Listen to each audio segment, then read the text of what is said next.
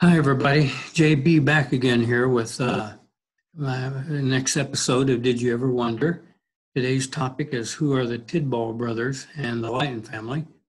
And this background photos of Evergreen Cemetery. If you're wondering, I think that's on the east side, about north central portion of the cemetery. Evergreen is one of our most historic cemeteries, and I could tell you, there's story after story here to tell. People like Edward Durrell Stone are buried here, the world famous architect, Senator J.W. Fulbright and his family. Adeline Blakely, as far as we know, the only Black person ever buried in Evergreen. There are just innumerable stories, but today I'm just going to do two. And I'm going to start with the Tidball Brothers. Okay, so the Tidball Brothers, I'm going to jump ahead here a little bit. To me, this is a pretty tragic story and pretty sad, is that these two brothers, Charles and Jack Tidball, died in World War I, and they died 8 days apart from each other. As you can see, perhaps on the gravestone, October 8, 1918, and October 16, 1918. And the way it always struck me is it must have been so painful for the parents to lose two sons so close together. Anyway, I will read this for you as we go through it. In memory of two brothers, sons of Charles M. and Mamie D. Tidball, who laid down their lives in defense of their country in the World War. You can see that was World War I, of course, the war to end all wars.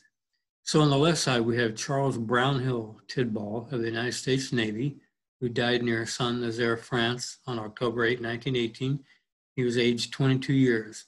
Now notice that both the boys have Latin under there, and I'm going to butcher it, but I'm going to say it anyway.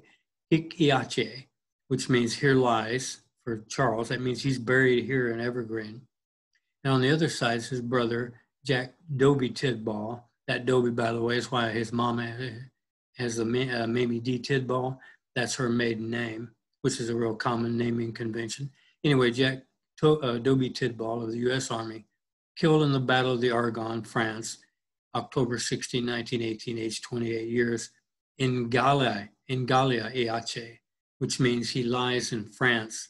It means he is buried in an American cemetery in France, a war cemetery. And now that bottom part says, greater love hath no man than this, that a man lay down his life for his friends. But anyway, I always thought this was like a kind of a powerful, a sad story. And we go near them, in fact, just to the left of them, the parents, and their parents and their little sister there in Evergreen. The mom and dad were Charles Martin Tidball and Mamie Doby Tidball. Charles Martin Tidball was a Presbyterian pastoral reverend. And the sister I want to mention just briefly is Virginia Tidball. She would have been 14 when the brothers died, which would be kind of pretty traumatic for her probably. That resurgence means I will rise again. And we have a quote from the Bible, she kept the faith, Timothy 2, 4, 7. Anyway, the other thing, she was an educator all her life.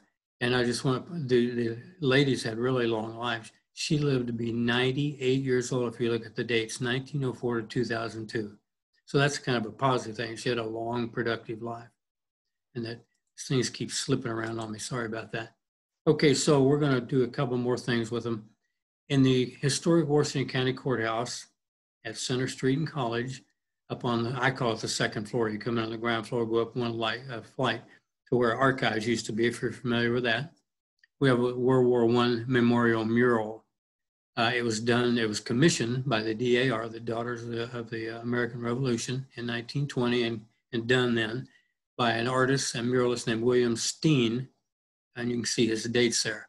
Now on that plaque there, on the mural rather, it says, our hope is in heroic men, 1492-1918. On the right side are all soldiers of American past. You can see the Revolution guy. I think that's a guy from the Mexican War, the Civil War. I'm not sure about the guy with the coonskin cap or whatever. Then you got the Spanish Civil War, and then you got World War I. On the left side, the first guy is a Native American. The man with his foot up on the land is Christopher Columbus. On the landing is Christopher Columbus holding the chest of De Soto. And then we have some other figures like Cabot and de Tonty. I do not know which ones they are. And next I have a close-up of that. I want to mention a couple of things on the close-up of it. Oh, I know I also want to thank Sherry Coley for helping with the information. A little quick word here. Sometimes I can't do the research I need to do because the libraries are closed. So thanks to Sherry, she was able to give me some information on this mural. Okay, this is the close-up of it. That's the Angel of Victory. I did not know there was an Angel of Victory, but apparently there is.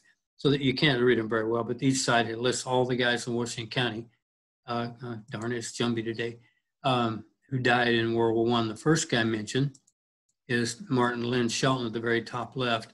He's the first guy to die in the war. He's, some of you might have heard of T. Ewing Shelton, the well-known architect in town. Lynn Shelton's his older brother. They named the American Legion after Lynn Shelton. Down over here on the right, you probably can't see it, but Charles Tidball and Jack Tidball are on the plaque here, or in the sides here. And about 7 people down, I wanted to mention is Oliver McPherson. That's actually Ollie McPherson. He's the brother of Lem McPherson, the black patrolman who was killed in the line of duty in April of 1928. The first historical article other than the baseball that I did here locally. So that's just a little information about that. And that's the, this thing is very jumpy today. I'm having trouble moving my cursor. Sorry about that. Okay, so I want to talk about the Leighton family. I mentioned them in that first video. You know, they were close friends with Will Rogers stuff and one of my favorite families here. This is their family plot in Evergreen. It's kind of in the southwest area, if you will. And I'll just tell you who these are as we go across, and the dates will be later. See what I mean? This thing is very jumpy today. Anyway, Betty Lighton, who passed away in 2007, is here on the left, the first one. I just missed knowing her, which I'm really sorry I didn't get to meet her. It would have been so wonderful. This one you can't read, but that's William Ream Lighton. That's the father. This is the next one over to the right is Laura McMakin Lighton. That's the mom. And the one over here on the right is Suzanne Charlton Lighton. Her nickname was Peggy Sue. They tend to nickname everybody. So that's their plot, family plot. Okay, now we're going to kind of go through the Lightons a little bit. Here's Will and Bud. You can see Bud's the younger son there in the back. Will is the older man in the front. The Lightons moved to Fayetteville in 1908 from Nebraska, part of the Back to the Land movement. They bought a farm right here called Happy Hollow Farm. You can still hear about it today, see things named after it. And he was a writer. And somewhere about the end of World War I, he sold his Billy Fortune stories to Hollywood. And as I mentioned in my previous episode, the fourth movie made by Will Rogers, Water, Water Everywhere, was based on Mr. Lighton's Billy Fortune stories. Unfortunately, he passed away early in 1923 at the age of 57. And the family, after he passed away, the family, except Bud, all came back to live in Fayetteville. The next person I talk about is Betty Lighton. This is a picture of Christmas in 1928. Betty came back and then she went off to school and had a career in the Red Cross and other social welfare organizations, coming back to Fayetteville in 1964. She was a leader in social service work here and established the Ozark Guidance Center. In 1997, she received the Distinguished Citizen Award from the Washington County Historical Society. So there's a strong connection there. And if this jumpy thing don't stop that, sorry. Okay, here's Louis Duryea, Bud Lighton. And I'm just gonna let you check out the woman with him there. He's a pilot. And look who he's there with. It's amazing. That's Amelia Earhart. How cool is that? Anyway, so Bud, when their dad passed away and the family moved back, Bud stayed in Hollywood. And he became really successful. If you go to IMDb, the Internet Movie Database, and check out his credits, he has like 75 plus credits. During the silent era, almost all his credits are as a writer. After the talkies come in, he becomes a producer, which is where the big money is, and he has almost the same number of credits on that side. His probably the most famous movie he produced, you might have heard of, was A Tree Grows in Brooklyn. Anyway, he and his wife, Hope Loring, used to work together and produce together and write together. They had a home in Mallorca, Spain, and Bud died in his over, I think there, and anyway, his ashes were scattered in the Atlantic. And then the last person over here in the family I've got pictures of, this is Suzanne Chalfont, Peggy Sue. She was, as far as I understand it, she was the very first female lawyer in all of Northwest Arkansas. At one point, she was a lawyer for Charles Morrow Wilson, who I've also written about, who was a very difficult person. They ended up breaking apart. But she, back in the day, she was the president of the Will Rogers for President Club. I don't know whether that was tongue in cheek or because they loved him so much or whatever. But, and then one personal note I find amusing is that she was actually the divorce lawyer for my sister. Okay, and then just another word about Laura McMakin Lighton. Remember in the first episode, if you saw it, she's the lady that saved the Esplanade and Arkansas Avenue and maybe Arkansas Avenue itself, and probably put up the plaque for Will Rogers. The older sister, Dorothy Lighton Benton, doesn't seem to get much press. I think she just lived a kind of a normal life. The Lightons were very active people and very successful, but so was she. She was just more domestic. She married a guy named Sidney Benton, and you can see her dates there. And,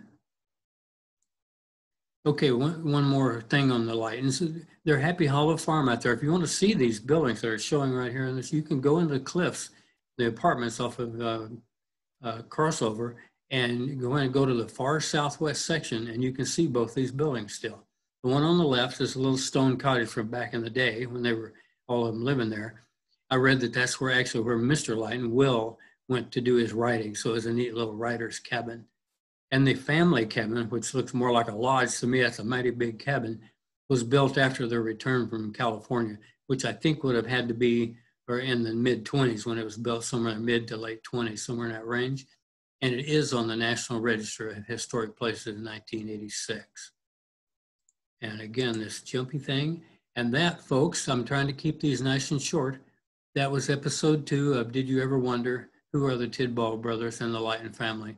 A little information from Evergreen Cemetery. I want to thank you for listening and watching and your patience. As I always say, be safe and healthy. And until the next time, we'll see you then. Goodbye.